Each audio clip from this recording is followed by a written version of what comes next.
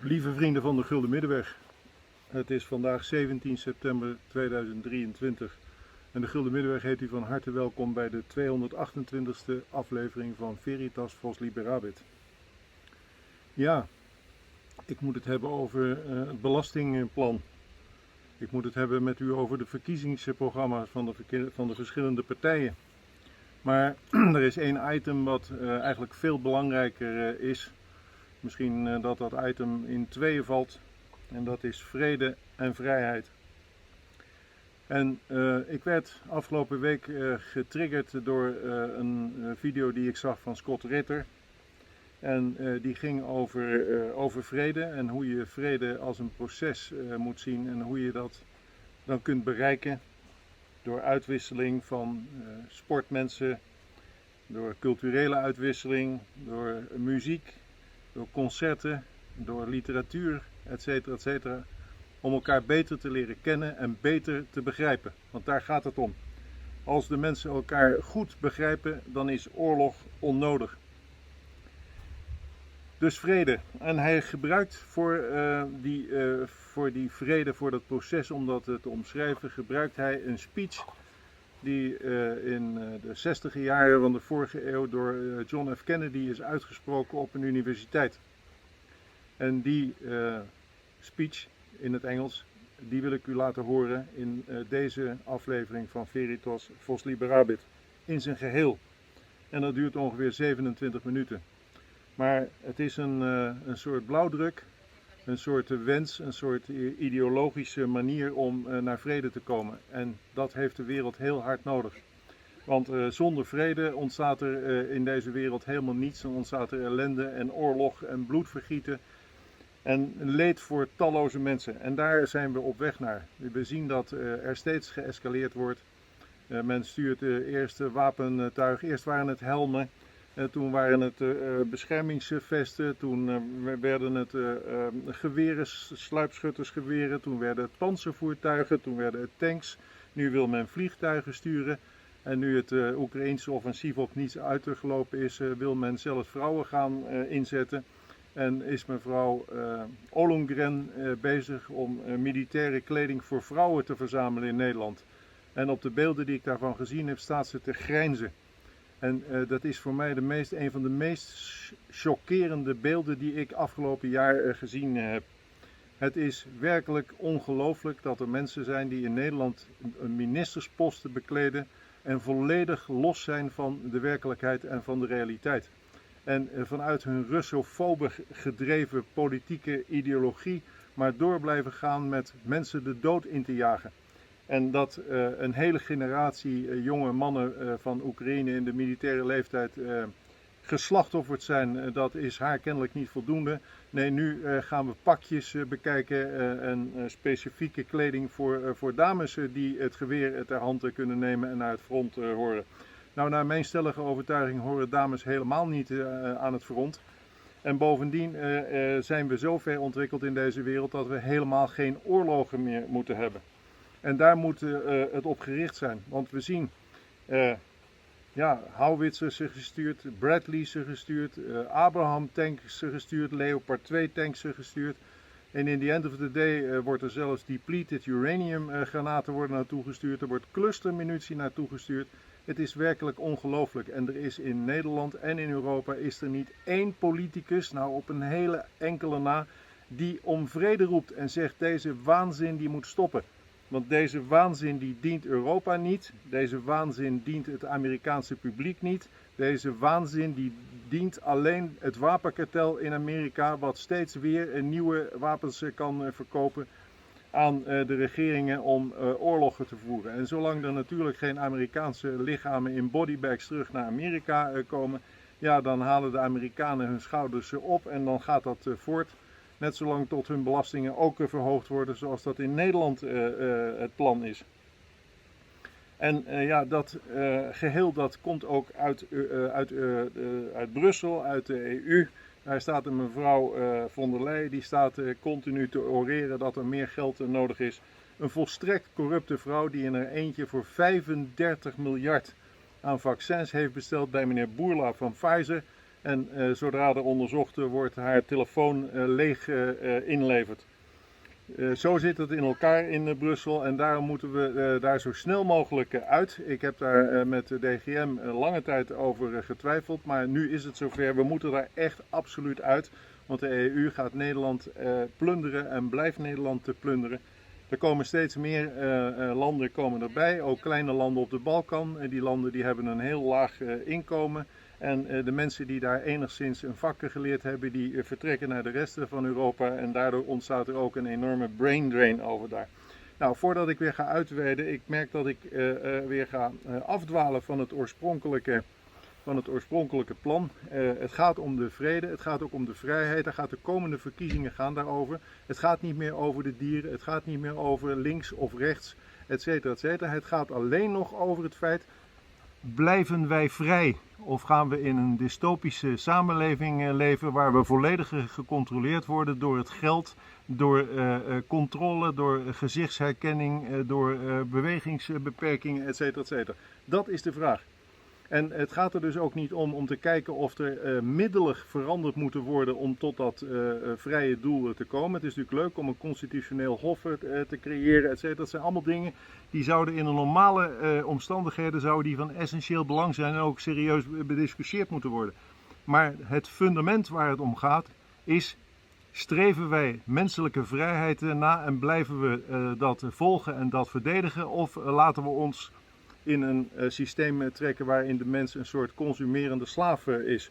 Een consumerende slaaf van het WEF met een chip in zijn hoofd en met mensen die niet willen wat het officiële narratief wil, die kunnen dan vervolgens in een 15 minuten kamp worden opgesloten.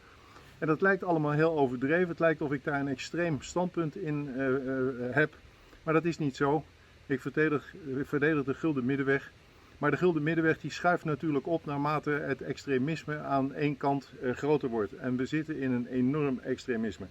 Er wordt in Nederland met 2 maten gemeten en er is niemand die het over de vrijheid heeft. En er zijn nu 2 partijen die afstand genomen hebben van het World Economic Forum. Ik kom daar later op terug hoe dat allemaal in elkaar zit. Maar verder niet. En de rest die spreekt zich er niet over uit. Die zijn bevraagd. Wat vindt u daarvan? Bent u tegen of voor die agenda? Maar ze laten zich daar niet over uit, omdat het oude wijn in nieuwe zakken is. Nou goed, ik wens u veel kijkplezier naar deze video van John F. Kennedy. En ik hoop dat u zich dat diep op u laat inwerken. Want als we niet naar vrede streven, dan hebben we dadelijk allemaal een blauwe pet. De escalatie die gaat voor, u ziet het, Poetin die is bij Kim geweest. Dat is een horizontale escalatie en dat gaat maar door en door. En dat is dus het centrale thema. En al die andere thema's, die kunnen we allemaal voorlopig overboord gooien. We zitten in een soort pre-oorlogssituatie en dat betekent dat we ons moeten concentreren op de hoofdpunten. En die 2 hoofdpunten zijn, ik herhaal het nog een keer voor u. 1, vrede. 2, vrijheid. En al die andere thema's van decadente systemen die we in het afgelopen 10 jaar hebben gehad, die kunnen we gewoon vergeten. Het gaat over 2 dingen. Vrede en vrijheid. Onthoudt u het bij de komende verkiezingen? U hoort meer van mij. Ik dank u voor uw aandacht en zoals gebruikelijk wens ik u al het goede, waar u ook bent. President Anderson, members of the faculty, Board of Trustees, distinguished guests, my old colleague, Senator Bob Byrd, who has earned his degree through many years of attending Knight Law School, while I am earning mine in the next 30 minutes, distinguished guests, ladies and gentlemen. It is with great pride that I participate in this ceremony of the American University, sponsored by the Methodist Church, founded by Bishop John Fletcher Hurst, and first opened by President Woodrow Wilson in 1914. This is a young and growing university, but it has already fulfilled Bishop Hurst's enlightened hope for the study of history and public affairs in a city devoted to the making of history and to the conduct of the public's business. By sponsoring this institution of higher learning for all who wish to learn, whatever their color or their creed, the Methodists of this area and the nation deserve the nation's thanks. and I commend all those who are today graduating. Professor Woodrow Wilson once said that every man sent out from a university should be a man of his nation as well as a man of his time. And I'm confident that the men and women who carry the honor of graduating from this institution will continue to give from their lives, from their talents, a high measure of public service and public support. There are few earthly things more beautiful than a university, wrote John Masefield in his tribute to English universities, and his words are equally true today. He did not refer to towers or to campuses. He admired the splendid beauty of a university because it was, he said, a place where those who hate ignorance may strive to know, where those who perceive truth may strive to make others see.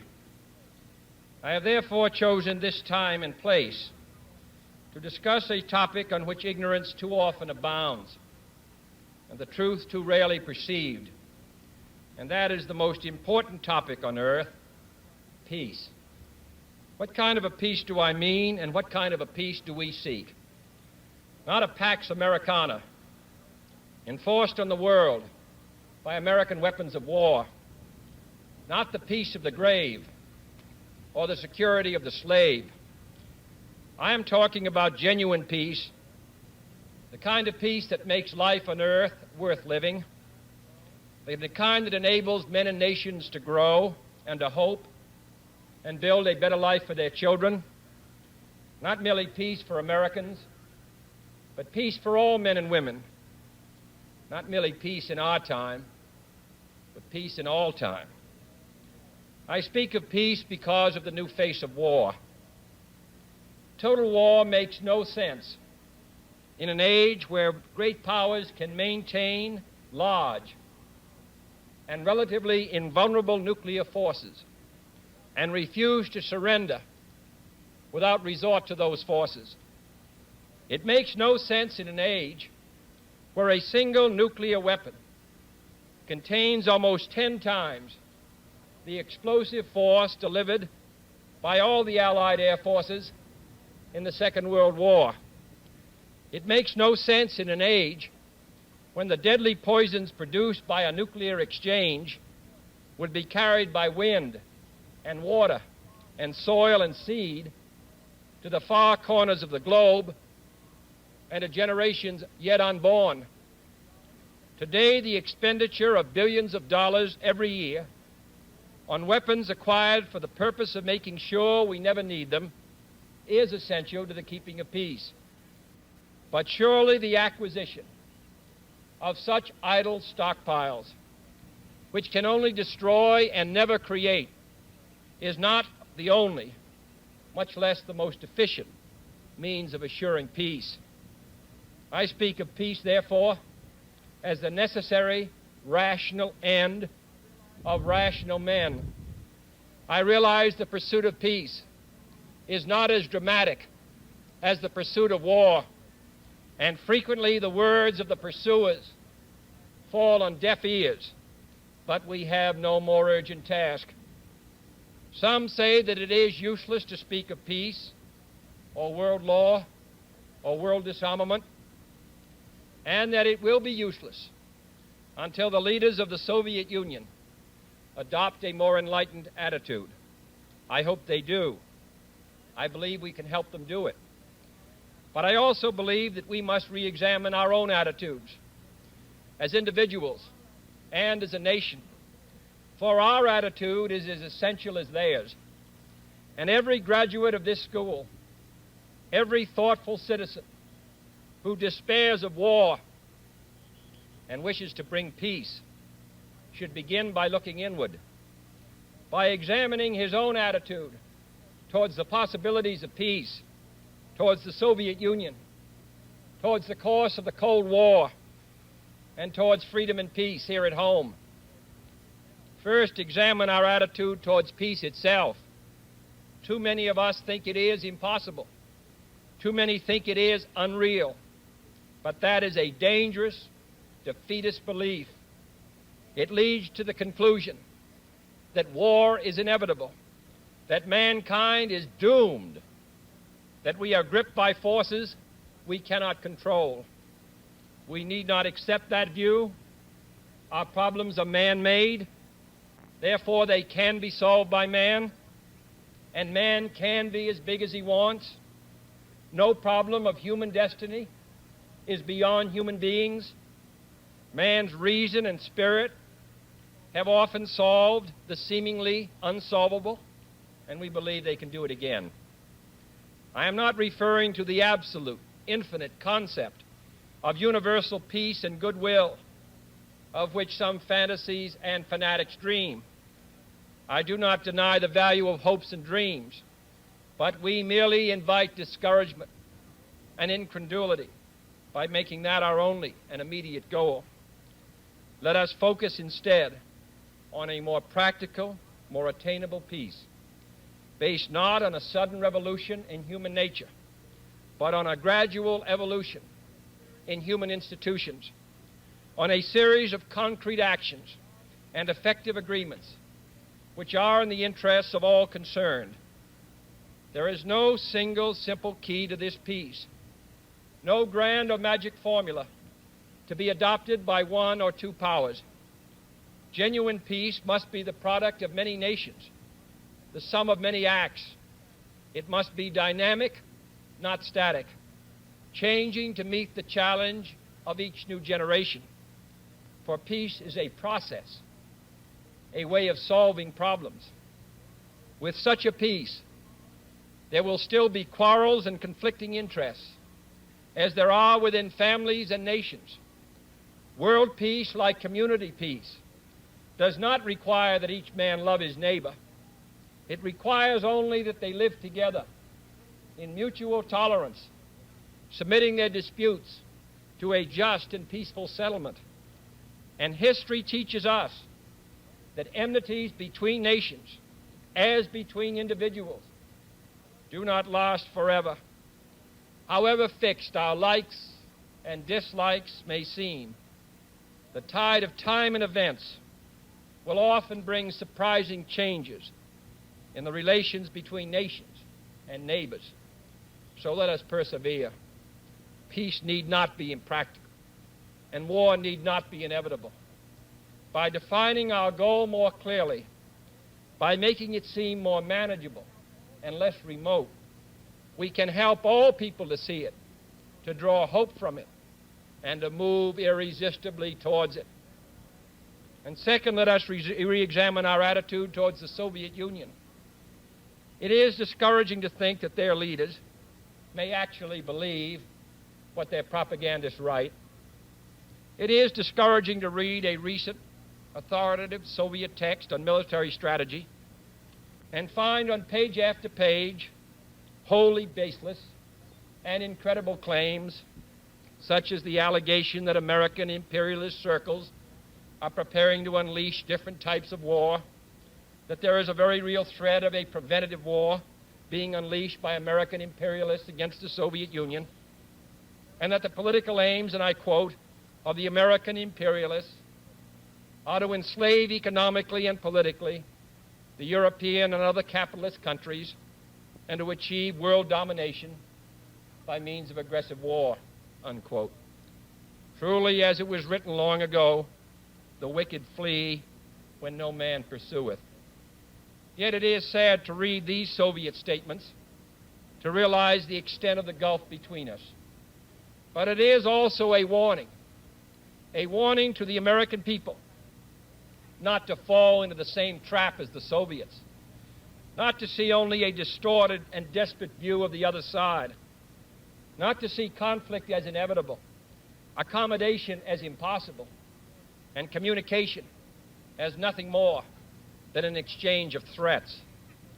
No government or social system is so evil that its people must be considered as lacking in virtue. As Americans, we find communism profoundly repugnant as a negation of personal freedom and dignity. But we can still hail the Russian people for their many achievements in science and space, in economic and industrial growth, in culture, in acts of courage. Among the many traits the peoples of our two countries have in common, none is stronger than our mutual abhorrence of war. Almost unique among the major world powers, we have never been at war with each other, and no nation in the history of battle ever suffered more than the Soviet Union in the Second World War. At least 20 million lost their lives. Countless millions of homes and families were burned or sacked. A third of the nation's territory, including 2/3 of its industrial base, was turned into a wasteland, a loss equivalent to the destruction of this country east of Chicago. Today, should total war ever break out again, no matter how, our two countries will be the primary target. It is an ironic but accurate fact that the two strongest powers are the two in the most danger of devastation. All we have built, all we have worked for, would be destroyed in the first 24 hours. And even in the Cold War, which brings burdens and dangers to so many countries, including this nation's closest allies, our two countries bear the heaviest burdens. For we are both devoting massive sums of money to weapons that could be better devoted to combat ignorance, poverty, and disease. We are both caught up in a vicious and dangerous cycle, with suspicion on one side breeding suspicion on the other, and new weapons begetting counter-weapons. In short, both the United States and its allies, and the Soviet Union and its allies, have a mutually deep interest in a just and genuine peace and in holding the arms race. Agreements to this end are in the interests of the Soviet Union as well as ours, and even the most hostile nations can be relied upon to accept and keep those treaty obligations, and only those treaty obligations, which are in their own interest. So let us not be blind to our differences, but let us also direct attention to our common interests and the means by which those differences can be resolved. And if we cannot end now our differences, at least we can help make the world safe for diversity. For in the final analysis, our most basic common link is that we all inhabit this small planet. We all breathe the same air. We all cherish our children's futures, and we are all mortal. Third, let us re-examine our attitude towards the Cold War, remembering we're not engaged in a debate, seeking to pile up debating points. We are not here distributing blame or pointing the finger of judgment. We must deal with the world as it is, and not as it might have been had the history of the last 18 years been different.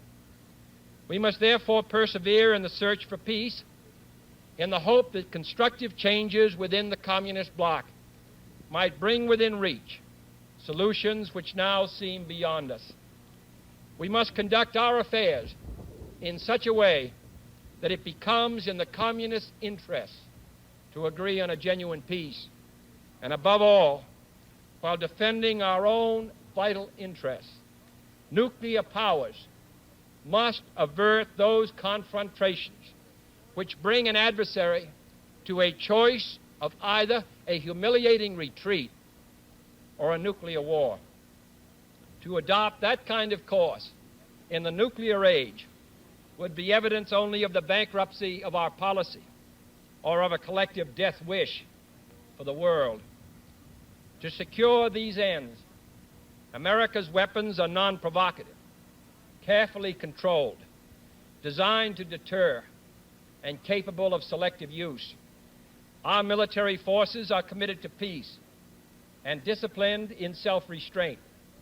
Our diplomats are instructed to avoid unnecessary irritants and purely rhetorical hostility, for we can seek a relaxation of tensions without relaxing our guard.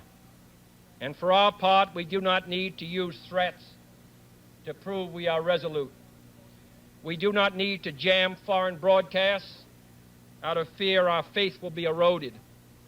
We are unwilling to impose our system on any unwilling people, but we are willing and able to engage in peaceful competition with any people on earth. Meanwhile, we seek to strengthen the United Nations to help solve its financial problems, to make it a more effective instrument for peace, to develop it into a genuine world security system, a system capable of resolving disputes on the basis of law, of ensuring the security of the large and the small, and of creating conditions under which arms can finally be abolished. At the same time, we seek to keep peace inside the non-communist world, where many nations, all of them our friends, are divided over issues which weaken Western unity, which invite communist intervention, or which threaten to erupt into war. Our efforts in West New Guinea, in the Congo, in the Middle East, and the Indian subcontinent have been persistent and patient, despite criticism from both sides. We have also tried to set an example for others by seeking to adjust small but significant differences with our own closest neighbors in Mexico and Canada. Speaking of other nations, I wish to make one point clear. We are bound to many nations by alliances. These alliances exist because our concern and theirs substantially overlap. Our commitment to defend Western Europe and West Berlin, for example, stands undiminished because of the identity of our vital interests. The United States will make no deal with the Soviet Union at the expense of other nations and other peoples, not merely because they are our partners, but also because their interests and ours converge. Our interests converge, however, not only in defending the frontiers of freedom, but in pursuing the paths of peace. It is our hope and the purpose of Allied policy to convince the Soviet Union that she too should let each nation choose its own future, so long as that choice does not interfere with the choices of others. The communist drive to impose their political and economic system on others is the primary cause of world tension today. For there can be no doubt that if all nations could refrain from interfering in the self-determination of others, the peace would be much more assured. This will require a new effort to achieve world law, a new context for world discussions. It will require increased understanding between the Soviets and ourselves. An increased understanding will require increased contact and communication. One step in this direction is the proposed arrangement for a direct line between Moscow and Washington to avoid on each side the dangerous delays, misunderstandings, and misreadings of others' actions which might occur at a time of crisis. We have also been talking in Geneva about our first step measures of arms controls, designed to limit the intensity of the arms race and reduce the risk of accidental war. Our primary long-range interest in Geneva, however, is general and complete disarmament, designed to take place by stages, permitting parallel political developments to build the new institutions of peace which would take the place of arms. The pursuit of disarmament has been an effort of this government since the 1920s. It has been urgently sought by the past 3 administrations. And however dim the prospects are today, we intend to continue this effort, to continue it in order that all countries, including our own, can better grasp what the problems and the possibilities of disarmament are. The only major area of these negotiations where the end is in sight, yet where a fresh start is badly needed, is in a treaty to outlaw nuclear tests. The conclusion of such a treaty, so near and yet so far, would check the spiraling arms race in one of its most dangerous areas. It would place the nuclear powers in a position to deal more effectively with one of the greatest hazards which man faces in 1963, the further spread of nuclear arms.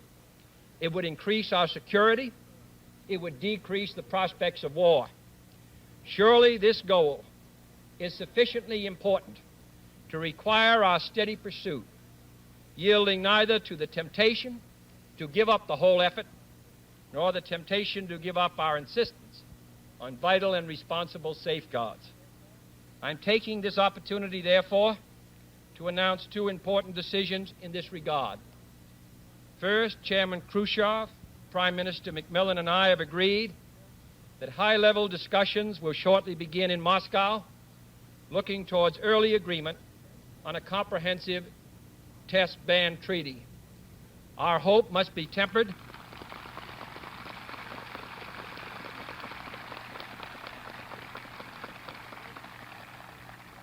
Our hopes must be tempered with the caution of history, but with our hopes go the hopes of all mankind. Second, to make clear our good faith and solemn convictions on this matter, I now declare that the United States does not propose to conduct nuclear tests in the atmosphere so long as other states do not do so. We will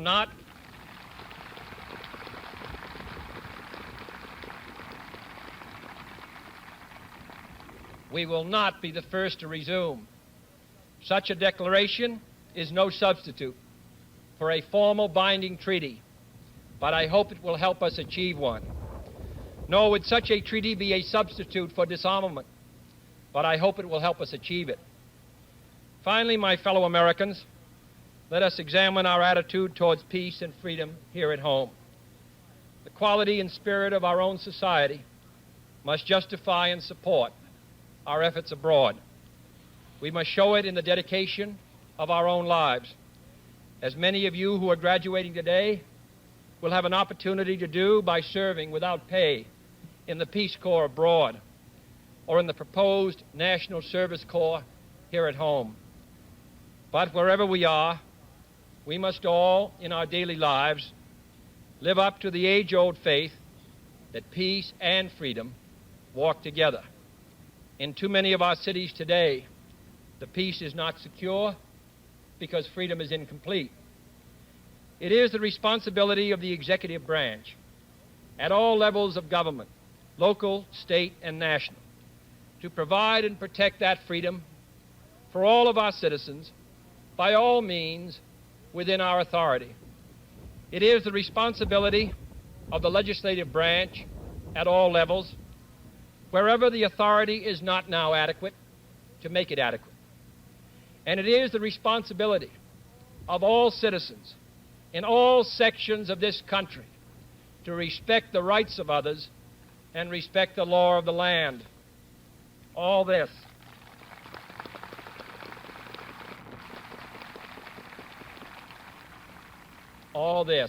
is not unrelated to world peace. When a man's way please the Lord, the Scriptures tell us, he maketh even his enemies to be at peace with him. And is not peace, in the last analysis, basically a matter of human rights? The right to live out our lives without fear of devastation, the right to breathe air as nature provided it, the right of future generations to a healthy existence. While we proceed to safeguard our national interests, let us also safeguard human interests. And the elimination of war and arms is clearly in the interests of both.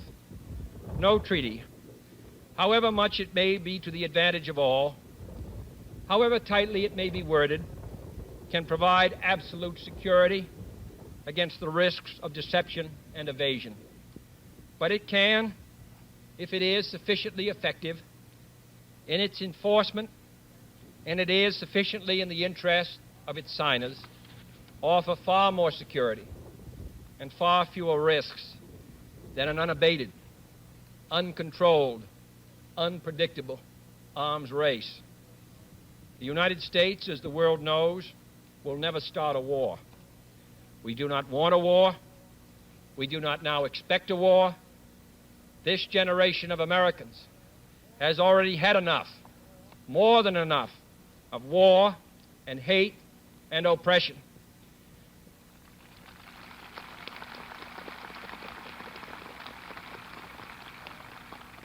We shall be prepared if others wish it. We shall be alert to try to stop it. But we shall also do our part to build a world of peace where the weak are safe and the strong are just. We are not helpless before that task or hopeless of its success. Confident and unafraid, we must labor on, not towards a strategy of annihilation, but towards a strategy of peace.